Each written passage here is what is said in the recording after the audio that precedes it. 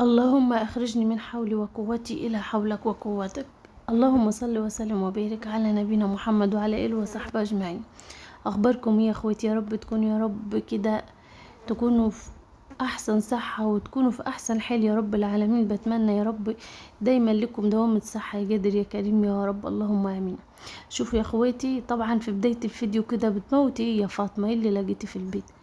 عندنا احنا الجو حر، جو حر بطريقة يعني فظيعة. انا عارفة ان الفيديو ده هيزعل ناس كتيرة. جو كفاية كب مية يا فاطمة والحيطان والكده. والله يا اخواتي عندنا الجو صعب، الجو عندنا صعب جو. وبعدين احنا عندنا البيت جيت البعيور بوظ، يعني حرفيا البيت كده بقى كله تراب. بسبب ايه؟ الناس جيران هنا الهاد بقى والبونة والكلام ده كله، والشارع بيتعمر يعني. فتلاقي الدنيا كلها بتعدم تراب، هو البيت الوحيد اللي في الشارع ويعني يعني متشطب وكده، فبتلاقي الترابة تدخل بقى وتعدم. والله العظيم. وبعدين هو البيت الوحيد اللي في الشارع وفيه مية وكده فالناس ايه بقى اللي بيجي يبني بيروح ايه يقولوا خدوا حط لنا الخرطوم ده علشان خاطر المية، يعني الشارع برضه مفهوش مية. فبتلاقي بيتنا احنا اول بيت بيكتل، كأن بيبقى قلبنا في بيتنا. فهنعمل ايه طيب؟ يلا يا حبيب قلبي، قبل ما نبدأ الكلام في الفيديو كده نصلي على الحبيب محمد صلى الله عليه وسلم، وبينا نحط اللايك يا اخواتي. فين لايكاتكم الحلوة؟ مش بشوف لايكات كتيرة ليه؟ صلى على الحبيب محمد بالله عليكم يا اخواتي، كده وقفة حلوة كده مع اختكم او بنتكم فاطمة، ربنا يخليكم لي يا رب ويجازيكم عنا خير. طبعا بحب اشكر اخواتي وحبايبي اللي بيبعتوا لي تشكرات، يا رب يجازيكم عني خير يا قادر يا كريم، ويجعلوا في ميزان حسناتكم، ويحسن ما بين ايديكم يا قادر يا كريم، يا رب يديكوا خير الدنيا والاخره كله يا رب، اللهم امين.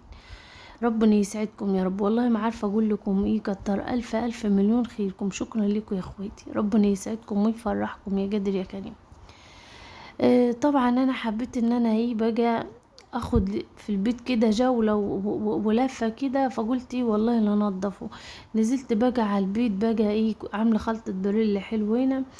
هي مش خلطة بريل، هو بص هقول لكم على حاجة، هو ده ايه خلطة يعني انا وحاطة عليها بريل وحاطة كلوريكس وحاطة يعني خلطة حلوة كده، هبقى اقول لكم عليها اللي عايز الخلطة دي ايه.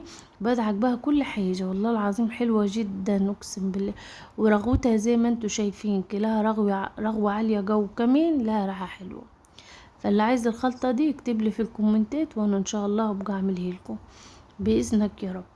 بص الحيطان بقى عاد، والله نزلت انا عندي طبعا اللي هي العصاية دي اللي هي بنضف بيها، وكمان المكنس انا بلف عليها فوطة زي كده وابلها مية يعني ببريلا او اريال وكده، وبدعك بها الحيطان كله. بس ايه انا كنت دعكة الحيطان ومنضفاها، بس اما جم بقى نضف حوالينا فالتراب عدمت الدنيا. البقعة الصفرة دي يا اخواتي مش عارفة احوشها، ديت الوان يعني جزازة الوان كده، وقعت مني طرطشت في كل حتة. والله ما عارفة احوش، بقالها بص كتير جو شهور، خلي بالكوا بدعك فيها كتير ومش بتطلع. اللي عنده حل يعني يقول لي عليه كده طلعها ازاي. يلا يا حبيب قلبي، صليتوا بينا على الحبيب محمد صلى الله عليه وسلم. احب برضو ارد على الكومنتات الحلوة اللي انتوا بتكتبوها لي، ربنا يجازيكم عني خير يا رب، وشكرا على كلامكم الحلو والجميل اللي بتقولوه في حقي. ربنا يخليكم ليا وما تحرمش منكم ابدا يا قادر يا كريم. والله كلامكم الحلو دوت اقسم بالله يعني بيديني دافع ان انا عايشة اصلا، فاهمين ان انا عايشة اتنفس بيه كده. فشكرا ليكم يا اخواتي والله العظيم، ربنا يبارك لي فيكم يا رب. في كم كومنت كده بحب ارد كده عليهم. اولهم طبعا واحدة بتقول لي هياخد منك العيال وخلي البيت ينفعك وكده وعيشي فيه لوحدك. ده ايه الثقة اللي انت فيها دي؟ ده مين اللي قالك الكلام ده؟ مين قالك ان انا بفرط في عيالي؟ ومين اساسا يعني اداك الثقة ان انت تتكلمي في حاجة زي كده؟ مين اللي قالك ان هو هياخد عيالي ومش عارفة ايه وخليك تعيش لوحديك في البيت والكلام ده؟ ايه جايبه الكلام ده منين اصلا؟ ايه مصدر كلامك ده؟ انت واثقة في روح الجو ليه كده؟ مين قالك اصلا ان انا محسوبة في الدنيا دي اصلا من غير عيلي. انا ولادي موجودين في الدنيا، انا معيهم. اللي مش هيبعدنا عن بعض غير الموت. لو انا مت كده خلاص انتهى الامر. انما مين قالك اصلا واداك الثقة كده ان انا اساسا ولاده دول بفرط فيهم؟ فاهمان انتي؟ ده بعيد عن عينيك يا حبيبة قلبي. ولادي دول حطاهم جوا قلبي كده وقفل عليهم بسوسته، محدش يقدر يفتح السوسته دي وياخدهم منها ابدا. ماشي يا نور عيني. بس ده انا حبيت بس ان انا اوصلك المعلومه دي، اوعي توجعي عنده. انزل يابا. بس حبيت ان انا اقولك كده يعني، افهمك بس النقطه دي علشان خاطر خيالك المريض يعني ما يصورلكيش حاجات بعيدة عنك يعني. تمام، ان الموضوع ده بعيد عنك جو جو جو يا حبيبتي. تمام، ما تفكرش في الحاجات دي، ده هلاوس بتغطي كويس وانت نايمة كده. تمام. انا مش عارفاك انت مين اصلا اللي كاتبه كده، مين انت او مين انت. فطبعا انا برد عليكي على حسب شخصيتك، ما عارفكيش انت راجل ولا ست. تمام. فده بعيد عنك يا حبيبة قلبي. بس ف يلا بينا، سيبك بقى منها وتعالي بقى. سيبك من مين يعني اللي كتب الكومنت ده ما علينا. ده انسان يعني بيتخيل خياله واسع. بص يا اخوتي، طبعا نضفنا الشارع كله خليناه عسل اقسم بالله. بص انا واجانا نتصور شوية وادم يروح يساعدني شوية. ادم يصور شوية وجوجة تساعدني شوية. والله العظيم يعني مكملين الحياة مع بعض. والله العظيم مكملين لبعض في يعني. بصوا، ما بيقولوا لك المثل بيقول ايد لوحدها ما تسقفش. تمام، عاملي يا اندوم؟ قول لهم حطوا اللايك يا ادم. حطوا لايك والشير تفرشت. يلا يا اخوات اسمعوا كلام اندومي. حطوا اللايك والشير كده. والله جيب لكم بودي. هو بودي اللي بيعرف يطلع منكم المعلومة. والله يا عبد الرحمن اليومين دول حمو النيل مبهدل اقسم بالله، عشان كده تلاحظوا دايما ان انا مخلعيه. ده انا كمان ما كنتش ملبساه بنطلون، كنت ملبساه شورت بس. هو الواد يعني مؤدب شويتين، قال يعني محترم. فمش بيحب قال يظهر بالشورت، ولا بيحب يلبس شورت خالص والله. فطبعا على طول مخلعيه. والله حمو النيل جسمه كله حمو النيل. الجو عندنا صعب، بس مش عيب فجاله منيل حمو النيل، ما احنا قاعدين قدام المبرد وتحت المروحة، مش عيب والله. بس هو فعلا الجو اللي احنا فيه ده صعب جو. بص يا اخواتي، لمينا الشارع كله والله العظيم نضفناه خليناه قشطة انا وادم. بصوا خلينا الشارع كان مليان زبالة وخلق وجرف. والله العظيم يعني انا ما احبش اعيش في الفوضى دي، خلي بالكم. احب الدنيا كلها حواليا تبقى نظيفة. في ناس ما تفرق لهاش خلي بالكم، والله العظيم يعيشوا على اي وضع. انما انا لا، انا عكس الناس دي خالص. انا احب اعيش في مكان نظيف جوه وبره. يعني انا جوايا زي برايا، ما احبش انضف مثلا بيتي جوه وبره بيتي يبقى وسخ، لا ابدا. عارفين اي مكان بروحه كده خلي بالكم احب انضف فيه. يعني بيتنا القديم اللي بعناه ده كنت بطلع الشارع اقسم بالله زي ما بكلمكم انضف واجيبه من اوله لاخره. كان الشارع ضيق وكده، بس كنت بقعد اكنس وبقعد اقوم بدري.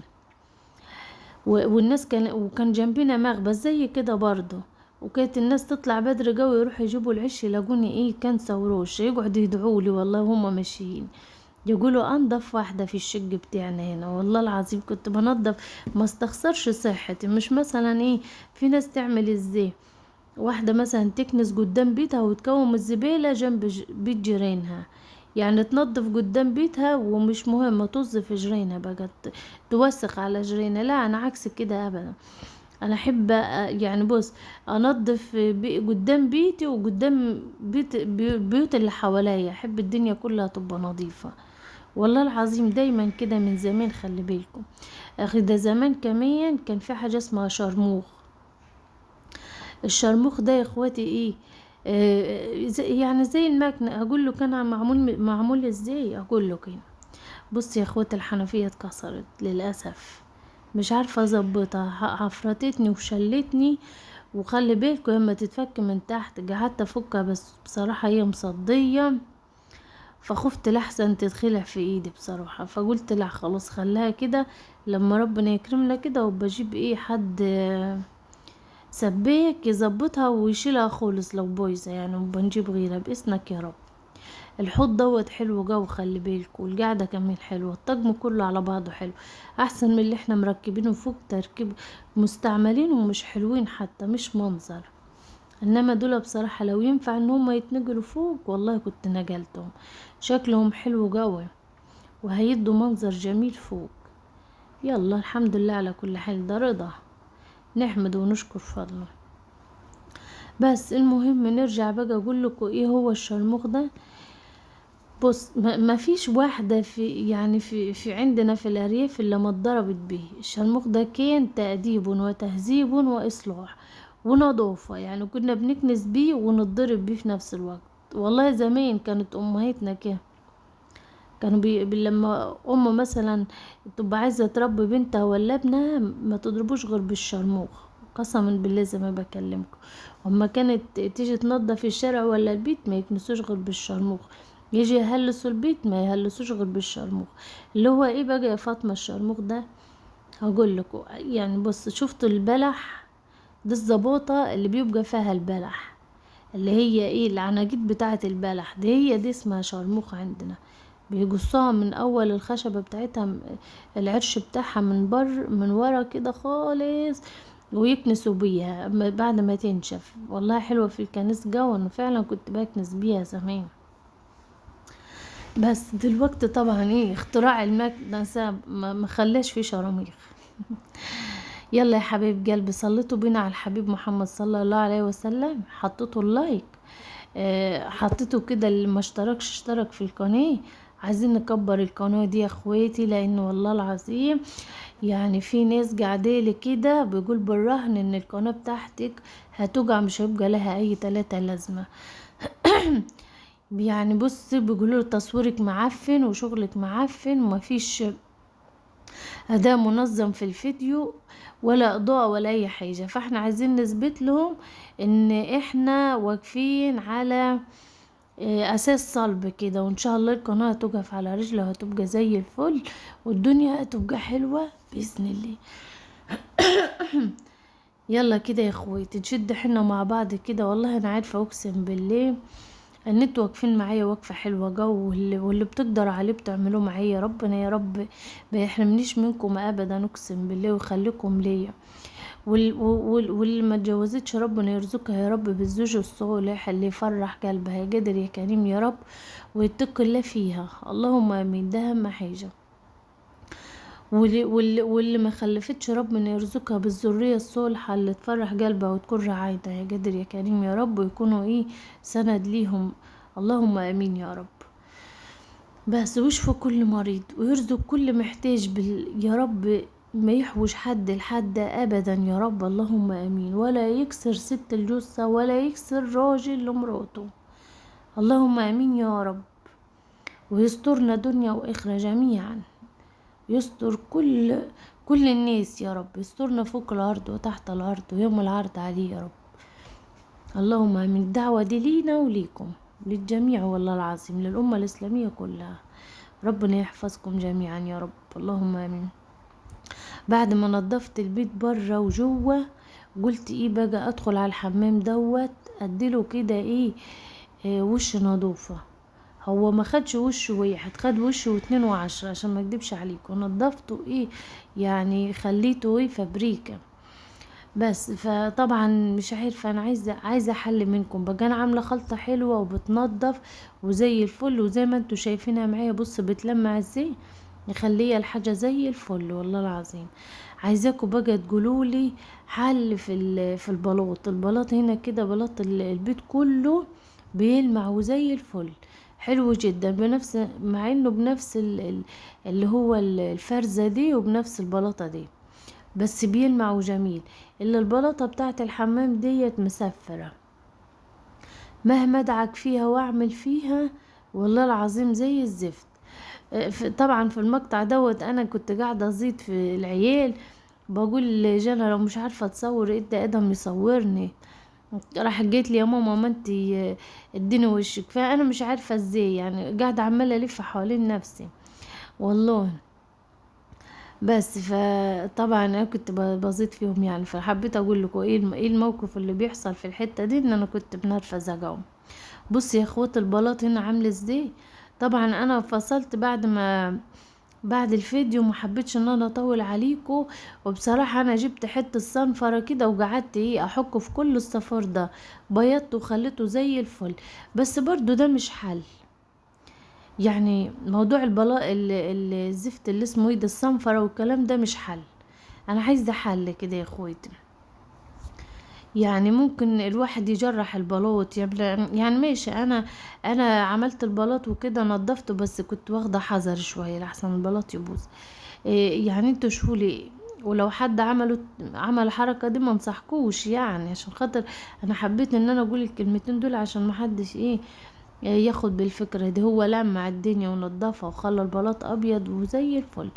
بس برضو قولولي لو في طريقة حلوة كده تنضف البلاط من غير الدعك اللي انا بدعكه ده كله، مسحوق يعني، حاجة كده تنضف وتلمه. لانه الحمام بس اللي مسفر كده وزي الزفت زي ما انتوا شفتوا. بس انا حاليا والله خليته زي القشطة، خليته حلو جوه، بس تعبت فيه بصراحة.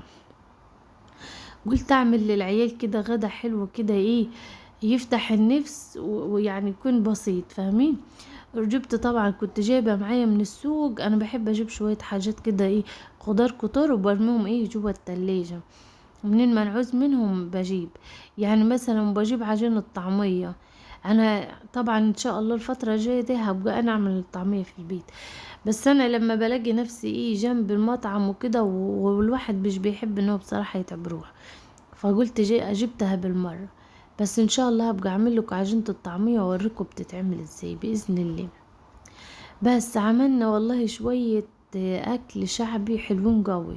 بتنجان مقلي وبالثوم، مقلي وبالثوم وحط عليه دقة ومخليه زي الفل. وعملت طبعا الفلفل، انت عارفين لا يعلى عليه. الفلفل المقلي ده بيخلي الواحد ياكل وينسى روحه. وكشك بالبيض بقى فضلة خيركم، الحمد لله نحمد ونشكر فضله. والله ما في احلى من اللقمة الحلوة، اللي مش مهم بقى تاكلها بايه، تاكلها بملح، تاكلها بمش، تاكلها بلحمة، المهم ان يكون في رضا. هو ده اهم حاجة. وان كان على المشاكل اللي الواحد فيها، ان شاء الله ربنا سبحانه وتعالى يعدي الامور على خير. ودعواتكم كده يا اخويت، ربنا يا رب انا والله العظيم النهاردة بس بتكلم معاكم بالطريقة دي علشان خاطر انا مش بحب ان انا ازعلكم. انتوا زعلانين وبحس في كومنتاتكم ده يعني انا انتوا طبعا حاسين من صوتي بالحسرة. فانا مش بحب ان انا اخليكم تزعلوا عليا ولا تضايقوا. انتوا والله انا عارفة شعوركم من ناحية عاملة ازاي. فحبيت ان انا النهاردة ما اتكلمش في الموضوع خالص كده، وابقى هادية واتكلم معاكم بعيدي. هو مش بطبيعتي برضو يعني، برضو نبرة صوتي برضو حزينة شوية، بس طلعت شوية كده والله يا جماعة غصب عني، اقسم بالله غصب عني. اي حد في مكاني ده اقسم بالله هيبقى زي كده واكتر. ليه بقى؟ لان انا طلعت من ساعة ما وعيت على الدنيا دي وانا شايفة وادم قدامي. يعني حتى من واحنا اطفال صغيرين، خلي بالكم مش من دلوقتي بس، من واحنا عيال صغيرين برضو. ف وبعدين انا بعتمد عليه في كل حاجة صراحة ربنا يعني لما مثلا نيجي غدا ناكل يا ابو ادم، نفطر نتغدى نتعشى كل حاجة انا بعتمد عليه فيها والله العظيم. اعذروني يعني، وان شاء الله ربنا يا رب يهون كل حاجة على خير. في خطوة انا هعملها وانتوا بقى عادي يا اخواتي تقولوا له رايكم فيها. بس اسيبها لقدام شويه الخطوه ده، هبقى اقول لكم عليها قبل ما اعملها عشان ما ندمش. تمام. فباذن الله هبقى اقول لكم على الحاجه اللي انا هعملها دي هي دي اللي هيبقى فيها صلاح الحال، يا اما خروبه يعني. مش هكدب عليكم يعني، مش واثقه فيها جو الخطوه دي. ان شاء الله خير، ربنا يقدم ما في الخير يعني. وبوقفتكم معايا برضو ان شاء الله هتشجعوني بإذن الله. يلا يا حبيب قلبي كده، اللي وصل لغاية هنا كده يشد حيله معايا ويصلي على الحبيب محمد صلى الله عليه وسلم، ويكتب لي بقى حط اللايك ولا لسه ما حطوش. البطاطس ده عايزه اقول لكم حلوه قوي يا اخويتي والله العظيم، جميله. هي بطاطس، هي بصوا، بس انا ما حبيتهاش يعني. بصوا اللي هو كل حاجه طبعا بتبقى مجمده، اكيد اكيد اكيد مليون في المية بيبقى عليها مواد حافظه، صح؟ فطبعا يعني المواد الحافظة دي مش حلوة، مضرة طبعا، اكيد مضرة. فهي دي الحاجة الوحيدة اللي تخوف في الموضوع. هي البطاطس حلوة وجميلة وكل المجمدات حلوة، بس المشكلة في المواد الحافظة اللي بيحطوها. فطبعا مرضيش اجيبها داين، عشان كده ما صدقت ان هي خلصت. وممكن الواحد ان هو يعرف يخزن البطاطس يعني بنفس الطريقة اللي هي متخزنة بها البطاطس دي. على فكرة عيدة، بص بتتحمر ويبقى شكلها حلو ازاي. دول كانوا اخر شوية عندي، فرحت عملت عليهم بطاطستين من عندي هنا صبحين. اي لقمة والله تشبع الواحد، يحمد ربنا ويشكر فضله. مش شرط ان الواحد ياكل لحمة كل يوم ولا سمك ولا فراخ، مش شرط على فكرة. اي لقمة والله العظيم الواحد ياكلها ويبوس ايده وشه وضهر. وخلي بالكوا انا من الناس اللي على فكرة ما دققش في الاكل ابدا، اقسم بالله. ايوه انا باكل، مش معنى ان انا اقول لكم ما دققش في الاكل ان انا آه ما باكلش، لا انا باكل الحمد لله، بحمد ربنا وبشكر فضله يعني. بس انا مش معترض يعني، اي حاجة باكلها، فاهمين انتوا؟ اللي هو ان شاء الله جبن بمشي ماشي يا سلام، ابقى اكله كده وكأني باكل حاجة يعني، حاجة جميلة. وهو حلو المشي يعني، ده جميل، ده انا بعشق الحاجات الحادقة، خلي بالكم والله يعني. اي حاجة، بطاطس، بصورة، مش فول، عدس، اي حاجة من الحاجات دي عادي والله. الحمد لله، نحمد ونشكر فضله. اي كل نعم ربنا حلو يا اخوات، محدش يتبطر على اكل. اصل انا بسمع ناس يقولوا لا ما ناكلش ما ناكلش ما اعرفش ما ناكلش عدس، ما ناكلش بصورة. طب انا واحدة زمان قالت لي البصارة دي اللي ما تاكليها، دي البصارة دي اكل الحمير. واحدة حمورة يعني، مش ما تفهم والله العظيم. قلت لها اكل حمير ده من اجمل الاكلات اللي الكل بيحبها البصورة والله العظيم، وتفتح النفس جو وتاكلي ما تبقيش دريانه انت كلت كام رغيف.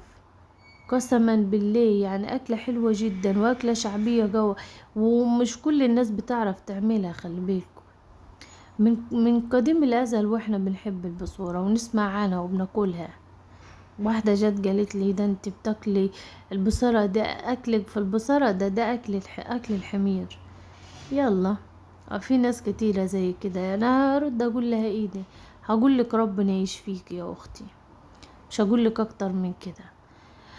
صليتوا بنا على الحبيب محمد صلى الله عليه وسلم يا اخوتي. الكشك ده يا اخوتي انا مشتريه على فكرة يعني، شاريه مش عامليه، بس شاريه من حد موثوق فيه يعني، مش حلو بتاع ده، كشك حلو قوي والله العظيم يا جماعة. طعامة ما اقولكوش، حلو جدا قسما بالله، جميل. متبل تتبيلة حلوة ونظيف بصراحة يعني. يعني مش شرط كل واحد كل يوم طبيخ، ده الجو حر. الاكل الخفيف اللي زي كده الشعبي هو اللي بيبقى خفيف على المعدة. صلوا بينا على الحبيب محمد صلى الله عليه وسلم. وما تنسوش تقولوا لي رايكم في الفيديو ده يا اخواتي. وشكرا طبعا لوقفتكم معايا، شكرا لكل اللي بيقول لي كومنت حلو، اللي بيحط لي اللايك، اللي بيهون عليا، اللي بيدعي لي دعوة حلوة. ربنا يخليكم لي يا رب، ما تحرمش منكم ابدا يا قادر يا كريم.